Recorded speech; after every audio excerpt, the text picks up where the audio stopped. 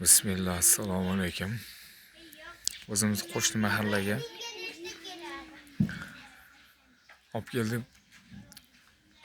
410 ta hisoblashgan uyga. Bugun xudo xohlasa 410 ta olib kelib beramiz inshaalloh.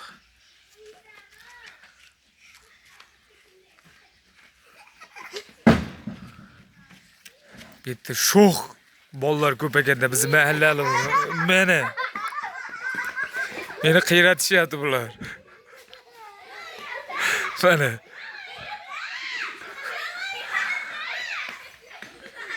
ana gazabologimiz o'ta bolalar sho'x ekan.